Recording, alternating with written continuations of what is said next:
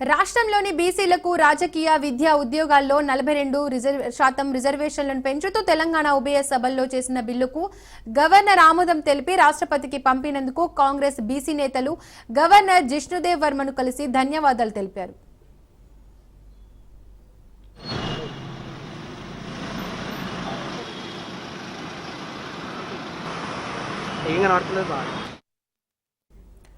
మంత్రి Ponnam Prabhakar, PCC chief Mahesh Kumar Goud, కేకే మధుయాష్కి నేతృత్వంలో గవర్నర్ను కలిశారు. బీసీలకు రాజకీయ విద్యా ఉద్యోగాల్లో 42% రిజర్వేషన్లు పెంచుతూ ఉభయ సభల్లో చేసిన బిల్లుకు గవర్నర్ ఆమోదం తెలిపి రాష్ట్రపతికి పంపినందుకు ధన్యవాదాలు తెలిపారు. తెలంగాణ ప్రదేశ్ కాంగ్రెస్ అధ్యక్షులు మహేష్ కుమార్ గౌడ్ గారి నాయకత్వంలో బలైన వర్గాల ప్రజలు అందరం గౌరవ గవర్నర్ గారు కలిసి ధన్యవాదాలు చెప్పినాం.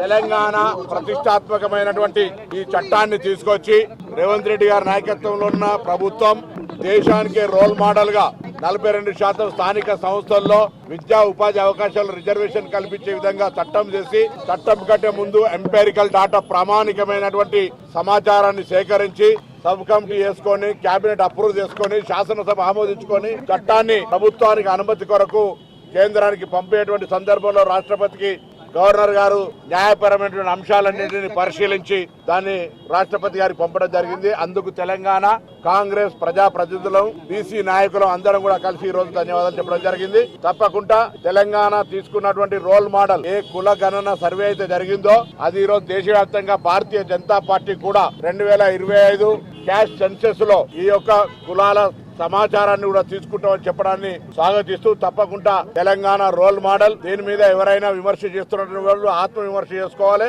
వీళ్ళు గతంలో వ్యతిరేకించిన వాళ్ళు ఇలా మా తెలంగాణ ప్రభుత్వ ఆలోచనను కేంద్రం మార్గదర్శకత్వంగా ఆదర్శంగా తీసుకుంటే జీర్ణించుకోలేక విమర్శిస్తున్నారు. వాళ్ళు అటువంటి వాళ్ళను పట్టించుకునే అవసరం లేదు. ఇలా తెలంగాణ కానీ దేశవ్యాప్తంగా ఉన్న బలహీన వర్గాల సంక్షేమానికి సంబంధించిన ఏ నిర్ణయం జరిగిందో ఆ నిర్ణయాన్ని అందరం కూడా బలహీన వర్గాల నాయకులను స్వాగతిస్తా ఉన్నాం. గవర్నర్ గారికి మరొకసారి ధన్యవాదాలు తెలియజేస్తా ఉన్నాం. భారతదేశ చరిత్రలో రాహుల్ గాంధీ గారి యొక్క ఆశయాన్ని పరిపూర్ణంగా అమలు చేసినటువంటి ప్రభుత్వం తెలంగాణలో ఉన్నటువంటి కాంగ్రెస్ ప్రభుత్వం. ముఖ్యమంత్రి రేవంత్ రెడ్డి గారి సారథ్యంలో మేము గతంలో ఎన్నికల ముందు కామారెడ్డిలో నేను ప్రవేశపెట్టిన డిక్లరేషన్లో భాగంగా 42% రిజర్వేషన్స్ స్థానిక సంస్థల ఎన్నికలతో పాటు విద్యా ఉపాధిలో కూడా ఇవ్వడం అనేది ఒక చరిత్రాత్మక నిర్ణయం. అది బిల్లు రూపంలో గవర్నర్కి పంపడం, గవర్నర్ గారు దాన్ని పరిశీలించి వాళ్ళ రాష్ట్రపతికి పంపడం అనేది ఇదొక చారిత్రక ఘట్టం తెలంగాణ కాంగ్రెస్ పార్టీ. అందుకోసం ఇవాళ గవర్నర్ గారిని ధన్యవాదాలు తెలపడానికి వచ్చినాం. మిత్రులారా, రాహుల్ గాంధీ గారి యొక్క ఆశయం గత 4-5 సంవత్సరాలుగా కుల సర్వే విషయంలో వారు చేతబూని ఈ నినాదాన్ని ప్రజలకి తీసుకెళ్తున్న తరుణంలో ఇలా కేంద్ర ప్రభుత్వం కూడా దాన్ని గుర్తించి జన సర్వేలో కులాన్ని చేర్చడం అనేది కూడా హర్షించదగ్గ విషయము. ఇది అంతా కూడా క్రెడిట్ అంతా కూడా రాహుల్ గాంధీ గారికే పోతుంది. ఈ దేశంలో మొట్టమొదటి ఒక జాతీయ నాయకుడు కుల సర్వే గురించి మాట్లాడిండు అంటే అది రాహుల్ గాంధీ గారు. బీసీలకి, ఎస్సీలకి, ఎస్టీలకి, మైనారిటీకి న్యాయం జరగాలని రాహుల్ గాంధీ గారి యొక్క పోరాట ఫలితమే ఇవాళ కేంద్ర కేబినెట్ తీసుకున్న నిర్ణయం కుల సర్వే జరపాలని. ఈ క్రెడిట్ అంతా కూడా రాహుల్ గాంధీ గారికి పోతుంది. ఆ తర్వాత తెలంగాణ ప్రభుత్వం రేవంత్ రెడ్డి గారి ఆధ్వర్యంలో ఈ దేశానికి ఒక రోల్ మోడల్ గా ఒక దిక్సూచిగా మారింది. దానికి కారణం ఇక్కడ కుల సర్వే శాస్త్రీయబద్ధంగా జరగడం, దాంతో 42% రిజర్వేషన్ బిల్లు తీసుకురావడం. ఈ 2 పరిణామాలు ఇలా దేశ చరిత్రను మార్చే విధంగా ఉన్నాయి. ఈ 2 పరిణామాల తర్వాతనే కేంద్ర ప్రభుత్వం దిగి వచ్చి కుల సర్వేకి పూనుకోవడం అనేది ఇదందరి యొక్క విజయం. ముఖ్యంగా బీసీలంతా కూడా సంతోషంగా ఉండాల్సిన విజయంగా ఈ సందర్భంగా తెలంగాణ అసెంబ్లీలో ఆమోదం పొందిన బీసీ బిల్లును గవర్నర్ జిష్ణుదేవ్ వర్మ ఆమోదించాలన్నారు తెలంగాణ పీసీసీ చీఫ్ మహేష్ కుమార్ గౌడ్. అదేవిధంగా బీసీ బిల్లును రాష్ట్రపతికి పంపినట్లు తెలిపారు. ఈ నేపథ్యంలోనే గవర్నర్కు ధన్యవాదాలు తెలిపామన్నారు మహేష్ కుమార్ గౌడ్. జనగణనలో కులగణనను కూడా కేంద్రం చేర్చడం శుభ పరిణామమన్నారు. ఇది ముమ్మాటికి కాంగ్రెస్ అగ్రనేత రాహుల్ గాంధీ విజయమే అంటున్న తెలంగాణ పీసీసీ చీఫ్ మహేష్ కుమార్ గౌడ్తో మా ప్రతినిధి రాజు ఫేస్ టు ఫేస్.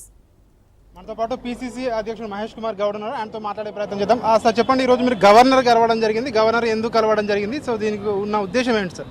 42% ఓబీసీస్కి రిజర్వేషన్ ఇస్తూ కామారెడ్డిలో చేసిన డిక్లరేషన్కి అనుగుణంగా మేము రిజర్వేషన్ బిల్లు తీసుకురావడం జరిగింది, పాస్ చేయించుకోవడం జరిగింది. ఆ బిల్లుని ఇవాళ రాష్ట్రపతికి గవర్నర్గా పంపడం జరిగింది.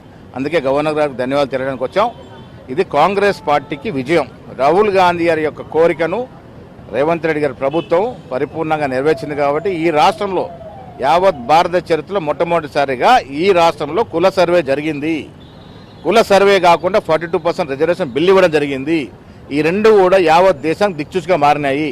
అందుకే ఇవాళ గవర్నర్ గారు రాష్ట్రపతికి ఆ బిల్లు పంపినారు కాబట్టి వారు ధన్యవాదాలు తెలియడానికి వచ్చాం. సార్ ఒకటి చెప్పండి సార్, ఇప్పుడు బీజేపీ ప్రభుత్వం కూడా క్యాబినెట్లో కూడా ఆమోదించడం జరిగింది. మేము జాతీయ ఏదైతే జనగణన ఉందో అందులో కులగణన కూడా ఇంక్లూడ్ చేస్తామని చెప్తారు. సో ఎట్లా చూస్తారు దీన్ని? ఇది రాహుల్ గాంధీ గారి విజయం. రాహుల్ గాంధీ గారు 5 ఏళ్లుగా గజ్జగట్టుకొని తిరుగుతూ ఉన్నారు కాబట్టి వారి డిమాండ్ని ఇలా కేంద్రంలో ప్రభుత్వం తలకొక తప్పలేదు. ఇది పరిపూర్ణంగా రాహుల్ గాంధీ గారికి క్రెడిట్ పోతుంది. Thank you.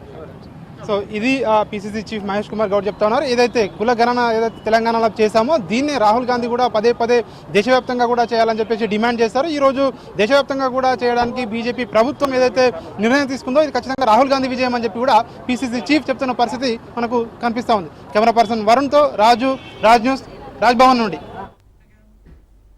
మరో గంటలో ప్రధాని మోడీ ఏపీకి చేరుకోనున్నారు. రాజధాని అమరావతి పునర్ప్రారంభ పనులకు శ్రీకారం చుట్టనున్నారు. మొత్తం 18 ప్రాజెక్టులకు శంకుస్థాపన చేయనున్నారు. ప్రధానంగా పునర్నిర్మాణ పనులను ప్రతిబింబించేలా pylon ఆవిష్కరించనున్నారు.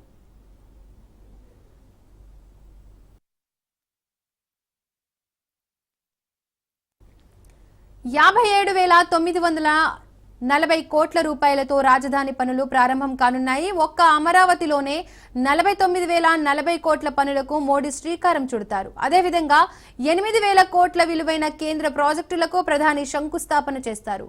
And నాగాయలంకలో missile test range ను ప్రారంభించనున్నారు ప్రధాని మోడీ.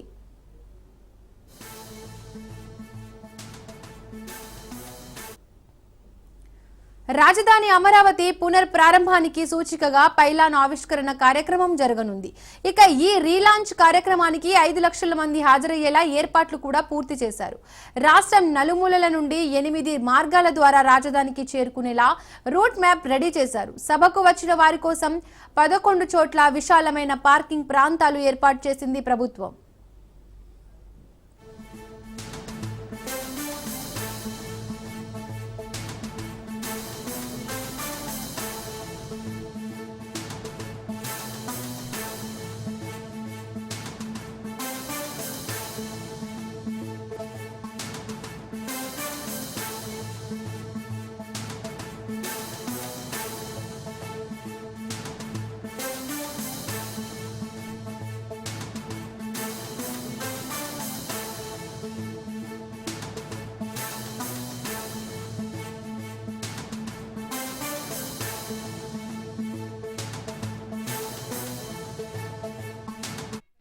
పండుగ వాతావరణం నెలకొల్పి మరి ఏదైతే గత 5 సంవత్సరాలు నాశనం చేసిన అమరావతి నగరాన్ని మళ్ళీ ఎన్డీఏ కూటమి ప్రభుత్వం పునర్నిర్మాణ కార్యక్రమం చాలా ప్రతిష్టాత్మకంగా తీసుకుంటుంది. ఈ కార్యక్రమానికి మరి గౌరవ ప్రధానమంత్రి మోడీ గారు మరి కొద్దిసేపట్లో రాబోతున్నారు.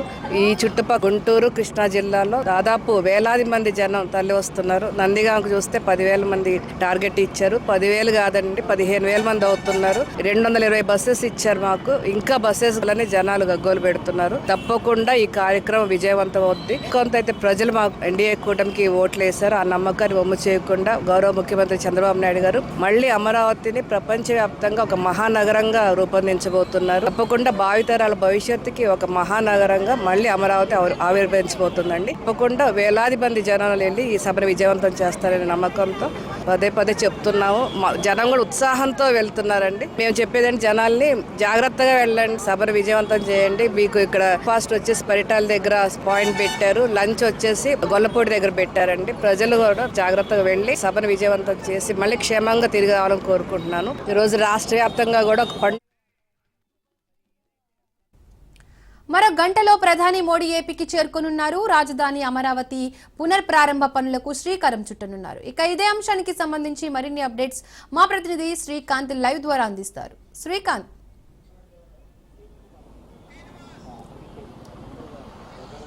శ్రీనివాస్. చీప్గా మరి కాసేపట్లో సరిగ్గా ఒక గంటలో దేశ ప్రధాని నరేంద్ర మోడీ అమరావతి రాజధాని ప్రాంతమైనటువంటి రాజధాని నిర్మాణ పనుల శంకుస్థాపన కార్యక్రమాన్ని ప్రారంభించనున్నారు. అయితే ఇప్పటికీ దాదాపుగా గత కొద్ది రోజులుగా కూడా దీనికి సంబంధించినటువంటి అన్ని ఏర్పాట్లు కూడా నిమగ్నమైనటువంటి అధికారులు నిన్నటితో పూర్తి చేయడం జరిగింది. ప్రస్తుతం అయితే సభా వేదిక దగ్గర ఉన్నటువంటి అక్కడ మనం దాదాపుగా అందరూ సభా వేదిక వద్దకు చేరుకోవడం మనం చూస్తూ ఉన్నాము. రైతులతో పాటు ఎవరెవరైతే ప్రత్యేక ఆహ్వానితులుగా ఆహ్వానించారో వాళ్ళందరూ కూడా చేరుకుంటూ ఉంటున్నారు. మంత్రులు, అట్లాగే ప్రజాప్రతినిధులు, అలాగే ఎంపీలు, అట్లాగే ఎన్డీఏ కూటమి రాజకీయాలకు అతీతంగా అందరికీ కూడా ఆహ్వానం పంపడం జరిగింది ప్రభుత్వం వైపు నుంచి. ఈ ఆహ్వానం అందుకున్నటువంటి వారు దాదాపుగా అందరూ కూడా అటెండ్ అవుతున్నారు. అట్లాగే రాష్ట్రం నలుమూలల నుంచి కూడా ఏపీఎస్ఆర్టీసీ నుంచి కూడా ప్రత్యేక బస్సులను ఏర్పాటు చేయడం జరిగింది ప్రజల కోసం. అట్లాగే చుట్టుపక్కల ఈ అమరావతి చుట్టుపక్కల ప్రాంతాలకు కూడా అన్ని సెంటర్లలో కూడా ఆర్టీసీ బస్సులను ఏర్పాటు చేయడం జరిగింది. బస్సుల్లో ఉచితంగానే ఈ మోడీ కార్యక్రమానికి హాజరయ్యే విధంగా కూడా అధికారులు ఆహారంతో పాటు మంచినీళ్లు, అట్లాగే అవసరమైన అన్ని సౌకర్యాలను కూడా బస్సుల్లో ఏర్పాటు చేయడం జరిగింది. ప్రస్తుతం అయితే మరి కాసేపట్లో ప్రధాని రానున్న నేపథ్యంలో విజయవాడతో పాటు గన్నవరం ఎయిర్పోర్ట్, అట్లాగే ప్రతి చోట కూడా భారీ బందోబస్తును ఏర్పాటు చేయడం జరిగింది. ఇప్పుడు మనం విజువల్స్ చూసినట్లయితే గన్నవరం ఎయిర్పోర్ట్ దగ్గర కేంద్ర బలగాలతో పాటు రాష్ట్ర పోలీసు యంత్రాంగం కూడా పూర్తిగా వాళ్ళ ఆధీనంలోకి తీసుకోవడం జరిగింది. నేరుగా ఢిల్లీ నుంచి నేరుగా ప్రధానమంత్రి గన్నవరం ఇంటర్నేషనల్ ఎయిర్పోర్ట్కి రావడం, ఇంటర్నేషనల్ ఎయిర్పోర్ట్ నుంచి అక్కడ ప్రత్యేక హెలికాప్టర్లో అమరావతి రాజధాని ప్రాంతంలోని సెక్రటేరియట్ సమీపంలో ఉన్నటువంటి హెలిప్యాడ్ దగ్గర ల్యాండ్ అవడం జరుగుతుంది. అయితే ప్రధాని రావడానికి ముందుగానే ఏపీ సీఎం చంద్రబాబు నాయుడు తన ఉండవల్లి నివాసం నుంచి కూడా ఇక్కడికి సచివాలయానికి వెళ్తారు. సచివాలయంలోకి వెళ్ళి ప్రధానిని డైరెక్ట్గా నేరుగా స్వయంగా అతను రిసీవ్ చేసుకోవడం జరుగుతూ ఉంది. అక్కడి నుంచి ప్రత్యేక కాన్వాయ్లో సభా వేదిక వద్దకు ప్రధాని అట్లాగే సీఎం వెళ్తారు. అట్లాగే ఇంకో కొద్దిసేపటి క్రితం హైదరాబాద్ నుంచి కూడా AP deputy CM Janasena party అధినేత పవన్ కళ్యాణ్ కూడా గన్నవరం ఎయిర్పోర్ట్కి రావడం జరిగింది. గన్నవరం ఎయిర్పోర్ట్ నుంచి నేరుగా రోడ్డు మార్గంలో విజయవాడ మీదుగా అమరావతికి వెళ్లేందుకు కూడా పవన్ కళ్యాణ్ కొద్దిసేపటి క్రితమే రాజధానికి చేరుకోవడం జరిగింది. అయితే వీళ్ళందరూ కూడా ముఖ్య నేతలు ఎవరైతే ఉన్నారో వాళ్ళందరూ కూడా ముందుగానే అక్కడ ప్రధాని రాకకు ముందుగానే సభాస్థలం వద్దకు కూడా చేరుకుంటున్నారు. అట్లాగే హెలిప్యాడ్ దగ్గర ప్రధాని ల్యాండ్ అయ్యే హెలిప్యాడ్ దగ్గర మాత్రం భారీ పోలీస్ బందోబస్తును ఏర్పాటు చేయడం జరిగింది. విఐపి వాహనాలైన కేవలం విఐపి వాహనాలు, వివిఐపి వాహనాలు మాత్రమే హెలిప్యాడ్ వెళ్ళే ఏరియాలోకి అనుమతిస్తున్నారు. అది కూడా విఐపీలకు ఇచ్చినటువంటి పాసెస్ ఏవైతున్నాయో వాటిలో ఒక 1+1 అంటే వాహనం డ్రైవింగ్ చేసే డ్రైవర్తో పాటు విఐపీ పర్సన్ మాత్రమే ఉండేలా చూస్తున్నారు. ఇద్దరికి మాత్రమే అనుమతి ఉంటుంది. వాళ్ళిద్దరిని మాత్రం వెహికల్లో పంపిస్తున్నారు. నిబంధనలకు విరుద్ధంగా ఎవరు వెళ్ళే పరిస్థితి లేని విధంగా కూడా పోలీసు అధికారులు ఎక్కడికక్కడ కట్టుదిట్టమైన భద్రతా ఏర్పాట్లు చేయడం జరిగింది. ప్రస్తుతం అయితే ఇప్పటి వరకు కూడా దాదాపుగా వివిఐపీలు అందరూ కూడా అట్లాగే సామాన్య ప్రజలు కూడా ఆ సభాస్థలం దగ్గర సభా వేదిక దగ్గరికి చేరుకోవడం జరిగింది. అలాగే సామాన్య ప్రజలు ముఖ్యంగా ఎలాంటి ఇబ్బందులు కలగకుండా ప్రభుత్వం వైపు నుంచి చేరాల్సినటువంటి అన్ని సౌకర్యాలు కూడా ఏర్పాటు చేశారు. దారి పొడవునా కూడా ఎక్కడ అంటే సభా వేదిక దగ్గరికి అత్యంత సమీపంలోనే ఈ ఆర్టీసీ బస్సులు ఆగే విధంగా అక్కడి నుంచి నేరుగా కాలినడకన వెళ్లేలా కూడా అధికారులు ప్రత్యేక చర్యలు తీసుకోవడం జరిగింది. ఎక్కడ ఎలాంటి విధమైన ఇబ్బందులు కానీ అలాగే ప్రజలకు ఎలాంటి కష్టాలు కూడా ఎదురు కాకుండా ఉండేందుకు కూడా చాలా సింపుల్గా అంటే ఈ వారం రోజులు చేసినటువంటి ఈ ఏర్పాట్లు ఏవైతే ఉన్నాయో ఇప్పుడు చాలా అధికారులు కష్టపడిన తీరుని మనం చూస్తుంటే ఈరోజు అక్కడికి వెళ్ళిన ప్రజలు సజావుగా చేరుకునే విధం మనకి కనిపిస్తూ ఉంది. ఏమైనప్పటికీ కూడా దాదాపుగా ఈ అన్ని 5 లక్షల మంది ఎస్టిమేషన్తో జరుగుతున్నటువంటి ఈ ప్రధాని నరేంద్ర మోడీ ఈ కార్యక్రమానికి ప్రజలు కూడా భారీగానే వస్తున్నారు. ఒకవేళ అంచనాకు మించే విధంగా కూడా ప్రజలు వచ్చే విధంగా కూడా అవకాశాలు కనిపిస్తూ ఉన్నాయి. ఎక్కడికక్కడ రోడ్లకు సంబంధించి కూడా ట్రాఫిక్ జామ్ కొన్ని చోట్ల అయినప్పటికీ కూడా దాన్ని వెంటనే కూడా క్లియర్ చేసే పనిలో కూడా పోలీసులు ఉన్నట్లుగా కూడా మనకు తెలుస్తూ ఉంది. అట్లాగే మనం ఇప్పుడు విజయవాడ ప్రకాశం బ్యారేజ్ దగ్గర మనం ఉన్నాము. ఇక్కడ పరిస్థితి మనం చూసినట్టయితే విఐపి వాహనాలన్నీ కూడా ఇదే రోడ్డు మార్గంలో కూడా నేరుగా అమరావతికి వెళ్ళే అవకాశం కూడా కనిపిస్తూ ఉంది. ఇక్కడి నుంచి మొత్తం విఐపి వాహనాలన్నీ కూడా ఇదే మార్గంలో అక్కడికి ప్రధాని వేదిక వద్దకు వెళ్లే విధంగా కూడా ఈ అధికారులు చర్యలు తీసుకున్నారు. చంద్రబాబు నివాసం ఉన్నటువంటి అమరావతి కరకట్ట వైపు నుంచి నేరుగా ప్రధానమంత్రి సభా కార్యక్రమం వద్దకు ఈ వాహనాలన్నీ వెళ్ళేట విధంగా కూడా చర్యలు తీసుకోవడం జరుగుతుంది. చూస్తున్న విఐపీల తాకిడి కూడా కొద్దిసేపటి క్రితం నుంచి కూడా విఐపీ తాకిడి పెరిగిందని కూడా చెప్పొచ్చు. ఇందాకటి వరకు కూడా కామన్ పీపుల్ మాత్రమే అక్కడ ఘటనా స్థలానికి అది మన ప్రధానమంత్రి కార్యక్రమం జరిగే ప్రాంతానికి వెళ్ళడం చూసాము. అట్లాగే రైతులు అయితే ముందుగానే వాళ్ళకి కేటాయించిన నిర్ణయించిన సమయం కంటే ముందుగానే రాజధాని రైతులు భూములు ఎవరైతే ఇచ్చారో వాళ్ళందరూ కూడా అక్కడికి వెళ్ళడం ముందుగానే వాళ్ళకి కేటాయించినటువంటి గ్యాలరీ ఏదైతే ఉందో గ్యాలరీలో ఆసీనులు అవ్వడం కూడా జరిగింది. అలాగే పవన్ కళ్యాణ్తో పాటు మిగిలిన విఐపీలు అందరూ కూడా నిదానం ఒకరొకరు కూడా ఘటనా స్థలానికి చేరుకుంటూ ఉన్నారు. మొత్తం విఐపీ కాన్వే మొత్తం కూడా ప్రకాశం బ్యారేజ్ నుంచి వెళ్తూ కూడా సీతానగరం నుంచి అమరావతి కట్ట మీదుగా కూడా నేరుగా రాజధాని ప్రాంతానికి వెళ్ళనున్నాయి. కేవలం విఐపీ వాహనాలు రాకపోకల కోసం మాత్రమే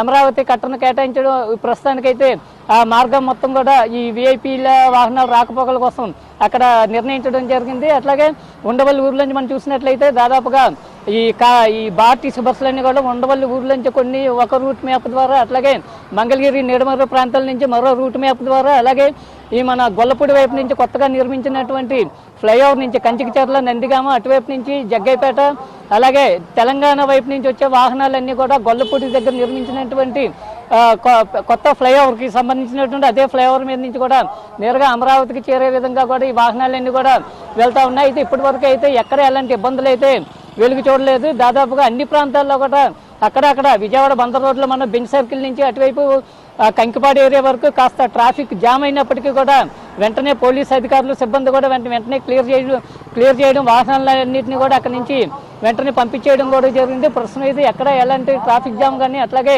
ఏ విధమైనటువంటి అవాంఛనీయ సంఘటనలు కానీ ఏవి చోటు చేసుకోలేదు. ముఖ్యంగా ఏంటంటే ఈ అధికారులందరూ కూడా ఎక్కువ కాన్సన్ట్రేషన్ చేసింది గన్నవరం ఇంటర్నేషనల్ ఎయిర్పోర్ట్ దగ్గర అని కూడా చెప్పొచ్చు. నిన్న అర్ధరాత్రి నుంచి కూడా గన్నవరం ఎయిర్పోర్ట్ని కేంద్ర బలగాలతో పాటు రాష్ట్ర పోలీసు అధికారులందరూ యంత్రాంగం కూడా కృష్ణా జిల్లా గన్నవరం ఎయిర్పోర్ట్ని తమ హ్యాండ్ ఓవర్లో పెట్టుకోవడం జరిగింది. గన్నవరం ఎయిర్పోర్ట్ నుంచి వచ్చేటువంటి ప్రతి వాహనాలను కూడా అక్కడికి వెళ్ళే వాహనాలు కూడా దాదాపుగా ఇప్పుడు లోపలికి అలౌ చేయడం ఆపేశారు. వచ్చే వాహనాలు ఏవైతున్నాయో వాటన్నిటిని కూడా క్షుణ్ణంగా పరిశీలించేగా బయటకు పంపిస్తూ ఉన్నారు. అయితే ఈ వాహనాలు అన్ని వెళ్ళిపోయిన తర్వాత ప్రధాని నరేంద్ర మోడీ ఒక అర్ధ గంటలో ఎయిర్పోర్ట్కి వస్తారా అనగా కూడా మొత్తం ఆ ఎయిర్పోర్ట్ ఏరియా గన్నవరం ఎయిర్పోర్ట్ ఏరియాకి సంబంధించినటువంటి ఆ ప్రాంతంతో పాటు చుట్టుపక్కల ప్రాంతాలన్నింటినీ కూడా క్లియర్గా మొత్తం క్లియరెన్స్ చేసే పనిలో కూడా పోలీసులు ఉన్నట్లుగా కూడా తెలుస్తుంది. అక్కడి నుంచి గన్నవరం ఎయిర్పోర్ట్ నుంచి నేరుగా ప్రత్యేక హెలిప్యాడ్లో అమరావతి రాజధానికి వెళ్ళనున్నటువంటి నరేంద్ర మోడీకి సంబంధించినటువంటి అక్కడ ప్రతి చోట కూడా అవసరమైన ప్రతి చోట కూడా కేంద్ర బృందాలు కూడా అక్కడ బందోబస్తులో విధులు నిర్వర్తించడం జరుగుతూ ఉంది. మరోవైపు సీఎం చంద్రబాబు కూడా కాసేపట్లో ఇంటి నుంచి కూడా ఉండవల్ల నివాసం నుంచి కూడా సచివాలయానికి బయలుదేరడం జరుగుతూ ఉంది. అక్కడి నుంచి బయలుదేరిన తర్వాత నేరుగా సెక్రటేరియట్లో 1 బ్లాక్లో సీఎం అక్కడ ఉంటారు. సీఎం అంటే ప్రైమ్ మినిస్టర్ వచ్చేంత వరకు కూడా సీఎం అక్కడ ఉండి ప్రైమ్ మినిస్టర్ రావడానికి ఒక 5 నిమిషాల ముందు వరకు కూడా ఆ ప్రాంతానికి హెలిప్యాడ్ ఉన్న ప్రాంతానికి సీఎం నేరుగా వెళ్ళి ప్రధానిని ఆహ్వానించి అక్కడి నుంచి ఇద్దరు కూడా ఒక ప్రత్యేక కాన్వాయ్లో ఈ అమరావతి రాజధాని పునర్నిర్మాణ పనులు ఎక్కడైతే శంకుస్థాపన పనులు ఎక్కడైతే ప్రారంభం కానున్నాయో అక్కడికి వీళ్ళు వెళ్ళడం జరుగుతూ ఉంది. తర్వాత నుంచి సుమారు నరేంద్ర మోడీ అధికారులు కేటాయించినటువంటి టైం ఏదైతే ఉందో ఆ సమయం సుమారు గంటకు పై వరకు కూడా సుమారు గంట వరకు కూడా ఆ సభా వేదికపై ప్రధాని ఉండనున్నారు. ఈ రాజధానికి సంబంధించినటువంటి నిర్మాణానికి సంబంధించి భవిష్యత్తులో ఎంతకాలంలో ఇది నిర్మాణం పూర్తయ్యే అవకాశం ఉంది, ఇంకా ఆంధ్ర రాష్ట్రానికి సంబంధించి ప్రధాని నరేంద్ర మోడీ ఎలాంటి వరాలు ఇచ్చే అవకాశం ఉంటుందనే అనే వాటిపై కూడా ఏపీ ప్రజలతో పాటుగా రాజధాని రైతులు అట్లాగే ముఖ్యంగా సీఎం చంద్రబాబు కూడా ఎంతో ఆసక్తిగా ఎదురు చూసేటువంటి పరిస్థితి అయితే కనిపిస్తూ ఉంది. ప్రస్తుతానికైతే మాత్రం రాజధానికి రాజధాని ఇప్పుడు ప్రధాని నరేంద్ర మోడీ స్పీచ్కి సంబంధించి కూడా చాలా అంచనాలు చాలా భారీ ఎక్స్పెక్టేషన్స్ కూడా పెట్టుకోవడం జరిగింది. అన్ని రాజకీయ పార్టీలు ఒక ఎన్డీఏ కూటమి నేతలే కాదు, బీజేపీ, టీడీపీ, జనసేన నేతలే కాదు, ముఖ్యంగా అపోజిషన్ పార్టీలు ఏవైతే ఉన్నాయో ఏపీలో వైఎస్ఆర్సీపీ కావచ్చు, అట్లాగే మిగిలిన పార్టీలు ఏవైతే ఉన్నారో వామపక్షాలు ఇవన్నీ కూడా ఈసారి నరేంద్ర మోడీ గతంలో కూడా గత 2019 ముందు రాజధాని పనులు ప్రారంభించినటువంటి ప్రధాని నరేంద్ర మోడీ తర్వాత మళ్ళీ వైఎస్ఆర్సీపీ అధికారంలోకి రావడం, ఆ పనులన్నీ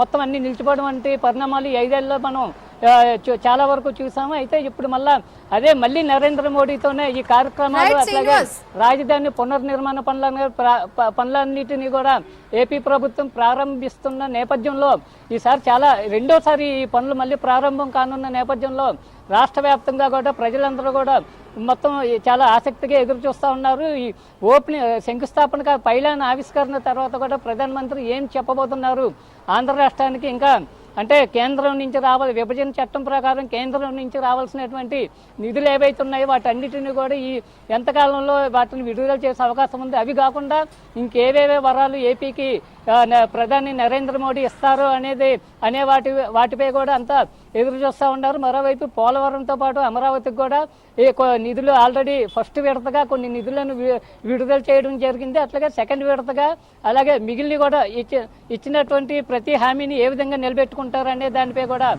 సర్వత్రా చర్చ జరుగుతూ ఉంది. Deepika. Right Srinivas, thank you.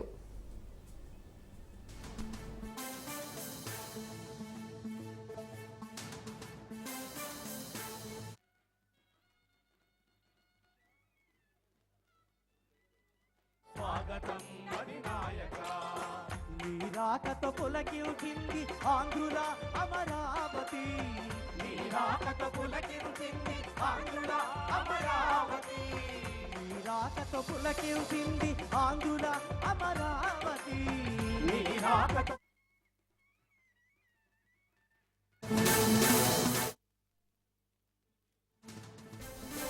కేరళలో జరిగిన సభలో ప్రధాని మోడీ వ్యంగ్యాస్త్రాలు చేశారు. తనతో పాటు శశిధరన్ ఉండడంతో కొందరికి నిద్ర పట్టదంటూ ఎద్దేవా చేశారు. ఈ ఫోటో చూసి కొందరికి నిద్ర పట్టదంటూ ఎద్దేవా చేశారు.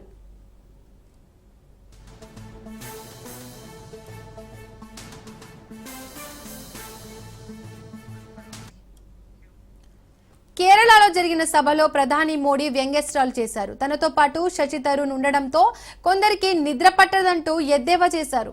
ఈ ఫోటో చూసి కొందరికి నిద్ర పట్టదంటూ ఎద్దేవా చేశారు. हमारे मुख्यमंत्री जी से भी मैं कहना चाहूंगा, आप तो इंडी अलायंस के बहुत बड़े मजबूत पिलर है। यहाँ शशि थरूर भी बैठे हैं और आज का ये इवेंट कई लोगों की नींद हराम कर देगा।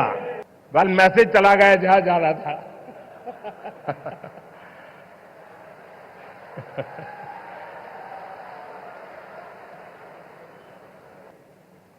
हमारे मुख्यमंत्री जी से भी मैं कहना चाहूंगा, आप तो इंडी अलायंस के बहुत बड़े मजबूत पिलर है। यहाँ शशि थरूर भी बैठे हैं और आज का ये इवेंट कई लोगों की नींद हराम कर देगा। कल मैसेज चला गया जहां जा रहा था।